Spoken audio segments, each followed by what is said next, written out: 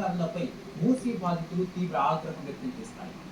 తమను రోడ్డు మీద పడేస్తారా అంటూ నిప్పులు చెప్తారు. అన్యాయం చేస్తే సహించేది లేదని హెచ్చరించారు. మూసీ ప్రాజెక్టుకు సంబంధించి మూసీ నిర్వసితుల సమస్యలు, అభ్యంతరాల స్వీకరణ పేరుతో అధికారులు ఒక సమావేశం పెట్టారు. మూసీ పరివాహక ప్రాంత కాలనీల ప్రతినిధులను మీటింగ్కు పిలిచారు. Shivapuri, Dattatreya colony, Sri Vighneshwara colony, dream homes, ఎరివెల్ homes, PG colony, Vishal Nagar, Sairam Nagar colony ప్రతినిధులు వచ్చారు. మూసీ ప్రాజెక్టు కోసం ప్రభుత్వం స్థలాలు సేకరిస్తుందని అధికారులు సమావేశంలో చెప్పారు. దాంతో బాధితులు తీవ్రంగా మండిపడ్డారు. ఏళ్ల తరబడి ఇక్కడే బతుకుతున్న తమకు నిలువ నీడ లేకుండా చేస్తారా అని నిలదీస్తారు. సర్కారు తీరుకు నిరసనగా ధర్నా చేస్తారు. సమావేశాన్ని బహిష్కరించి అధికారులు వెళ్లిపోవాలంటూ నినాదాలు చేస్తారు. గో బ్యాక్ ఆఫీసర్స్ అంటూ స్లోగన్స్ ఇచ్చారు. అన్యాయం చేస్తే ఊరుకునేది లేదని హెచ్చరించారు. అటు మూసీ బాధితుల ధర్నాకు మాజీ ఎమ్మెల్యే అంజయ్ యాదవ్ మద్దతు ప్రకటించారు. మరింత సమాచారం ప్రతినిధి యాసర్ అందిస్తారు. మూసీ పరివాహక బాధితులైతే ఆగ్రహం వ్యక్తం చేస్తున్నారు. ఎట్టి పరిస్థితుల్లో మూసీ ప్రాజెక్టు మాకు అవసరం లేదంటే పెద్ద ఎత్తున ఆందోళన చేస్తున్నారు. ఇవాళ గండిపేటలో ఏదైతే ఎంఆర్డీసీఎల్ అధికారులు సమావేశం ఏర్పాటు చేశారో బాధితులతో, ఆ సమావేశం కాస్త రసాభసగా మారిందని చెప్పొచ్చు. మనం చూడొచ్చు, గందరగోళం ఏర్పడిన పరిస్థితి, అధికారులను నిలదీసిన పరిస్థితి అయితే మనకి ఇక్కడ కనిపిస్తుంది. మూసీ ప్రాజెక్టుతో ఎవరికి ఉపయోగం అని ప్రధానంగా ఆగ్రహం వ్యక్తం చేస్తారు. మనం చూడొచ్చు, అధికారులతో మేము ఎట్టి పరిస్థితుల్లో మూసీ ప్రాజెక్టును ఒప్పుకోమని ప్రధానంగా ఆగ్రహం వ్యక్తం చేసిన పరిస్థితి. ప్రధానంగా చెప్పండి మేడం, ఈ ప్రధాన ఉద్దేశం ఏంటి? అధికారులు ఏమంటున్నారు? వాళ్ళ సమావేశం ఏర్పాటు చేశారు, అసలు ఎందుకు ఏర్పాటు చేశారు? సార్ ఫస్ట్ ఆఫ్ ఆల్ నేను చెప్పాలంటే ఇది ఒక ఇల్లీగల్ గా పిలిచినట్టుంది సార్. మమ్మల్ని అందరికీ కాల్ చేయలేదు. ఇక్కడ హౌసెస్ నాకు తెలిసి ఆల్మోస్ట్ 5000 6000 హౌసెస్ ఎఫెక్ట్ అవుతున్నాయి. ఎవరికో నలుగురికి ముగ్గురికి కాల్ చేసేసి మేబీ వాళ్ళకి కావాల్సిన వాళ్ళకి కాల్ చేసుకుంటారేమో. వాళ్ళు చేసే పెట్టుకొని వాళ్ళతో కన్విన్స్ చేయించుకోవాలనుకుంటున్నారు. మేమేం ఎర్రదమ్మా, మేము ఇంట్లో అక్కడ కట్టుకుని ఉంది. మాతో అందరితో డిస్కస్ చేయాలి కదా. ఇప్పుడు కూడా చూస్తారు ఏదో ప్రెజెంటేషన్ పెడుతున్నారు. అందులో ఇంత పెద్ద మ్యాప్ లో ఒక లైన్ పెట్టి ఇల్లు ఎఫెక్ట్ అవ్వదంటే ఎలా తెలుస్తుంది సార్? అది జూమ్ చేస్తే తెలుస్తుంది కదా అక్కడ అని మొన్న కూడా చెప్తున్నారు. ఇప్పుడు ఏం చెప్తున్నారు? ఏ హౌసెస్ ఎఫెక్ట్ అవ్వదు అంటున్నారు కదా. మొన్న జస్ట్ 10 days బ్యాక్ వచ్చారండి. 10 days బ్యాక్ వచ్చి మెజర్మెంట్ తీసుకొని బండలో అక్కడ స్టోన్స్ ఎంఆర్టీసీఎల్ అని స్టోన్స్ పెట్టేశారు. ఇప్పుడు అడిగితే ఏమంటున్నారు? అది జస్ట్ బఫర్ జోన్ తో చెప్తున్నారు. ఇప్పుడు గవర్నమెంట్ ఏం చెప్తుంది? ఒక్కసారి బండలు పెట్టేశారంటే మీరే కదా అప్రూవల్ ఇచ్చారు, అందుకే మేము కుల్ల కొడుతున్నాం అన్నారా లేదా? ఏ గవర్నమెంట్ నమ్మడానికి వస్తుంది సార్ మాకు? మేము కామన్ మ్యాన్ గా మేము గవర్నమెంట్ కి ఎప్పుడు అగేన్స్ట్ కాదు, వాళ్ళ డెవలప్మెంట్ కి అగేన్స్ట్ కాదు. బట్ గవర్నమెంట్ అనే వాళ్ళు కామన్ సిటిజన్స్ ని కూడా గుణంలో పెట్టుకొని ఆలోచించాలి ఎలాంటి డెవలప్మెంట్ చేయాలని. ఇప్పుడు కూడా చెప్తున్నారు డెవలప్మెంట్. అది చూసారా మీరు ప్రాజెక్ట్ ఎలా ఉందో?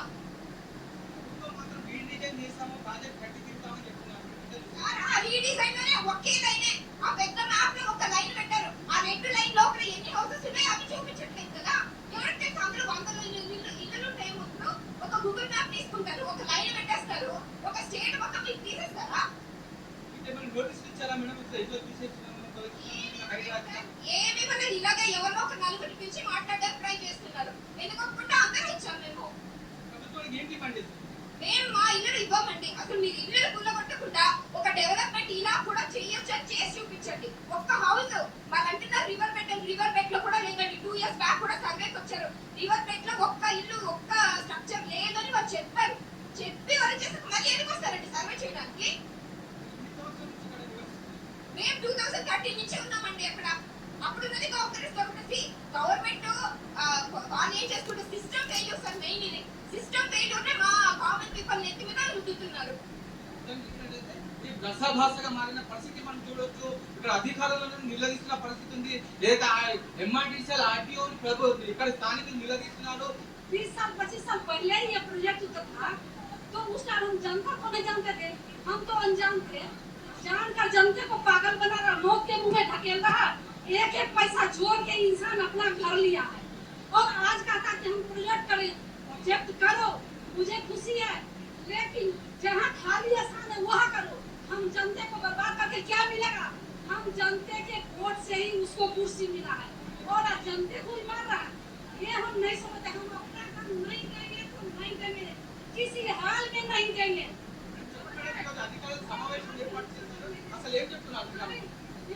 దగ్గర ప్రస్తుతం పార్లమెంట్ ఇన్ఫర్మేషన్ లేదండి.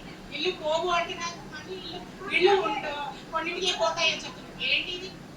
ప్రైవేట్ పట్టా ల్యాండ్ మేము తెచ్చుకున్నాం, మేము మా ఇల్లు ఇవ్వదలుచుకోండి. మాకు ఈ ప్రాజెక్ట్ ఏంటి? మా ఇల్లు పోనప్పుడు ప్రాజెక్ట్ గురించి ఎందుకు వినాలి? మాకు అవసరం లేదు. మాకే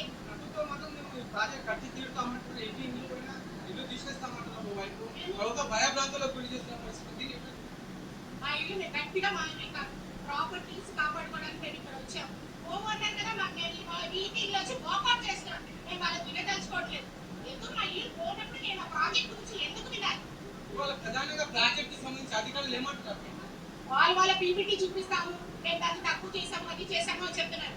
మేము కాంక్రీట్ అంటే పక్కాగా ఇల్లు కట్టుకున్న వాటికి పర్మిషన్ ఉన్న వాటిని ఎలా కూలుస్తారు అదే అడుగుతున్నాం.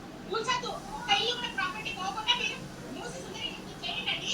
క్లీనింగ్ గురించి మాట్లాడలేదు. ప్రాపర్టీస్ పోతే వాటి ఎంఆర్టీసీఐకి ఇక్కడ మా ల్యాండ్ ఎక్వైజేషన్ కి ఎటువంటి రోల్ ఉంది? ఇక్కడ కేవలం రెవెన్యూ డిపార్ట్మెంట్ ఒక కలెక్టర్ తప్ప మాట్లాడు. ఎంఆర్టీసీకి రోల్ లేదు. అది కంపెనీ ప్రాజెక్ట్ రెండు ఎగ్జిక్యూషన్ అది.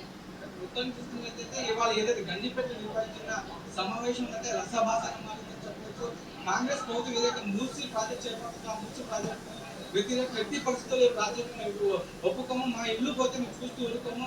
గతంలో కాంగ్రెస్ ప్రభుత్వం ఇక్కడ మాకు ఇల్లు పర్మిషన్ స్థలాలు ఇచ్చింది. కానీ ఇప్పుడున్న కాంగ్రెస్ మాత్రం ప్రభుత్వం మాత్రం ఇళ్లను తొలగిస్తాము, మూసి ప్రాజెక్ట్ కడతామంటున్నారు. ఎట్టి పరిస్థితుల్లో మేము ఈ ప్రాజెక్ట్ ఒప్పుకున్నది లేదు. ప్రభుత్వం ఇంత నష్టపరిహారం ఇస్తామని కూడా మేము తీసుకోము. మాకు తెలియకుండా మా ఇళ్లను తొలగిస్తే చూస్తూ ఉంటాము. ఖచ్చితంగా మేము దీనిపై పోరాటం సాధిస్తాం. అవసరమైతే మేము పెద్ద ఎత్తున ఆందోళన చేస్తామని కూడా ఇక్కడ స్థానికులు అంటున్న పరిస్థితి ఉంది. వీడియో జర్నలిస్ట్ చంద్రతో యాసర్ టీ న్యూస్ హైదరాబాద్.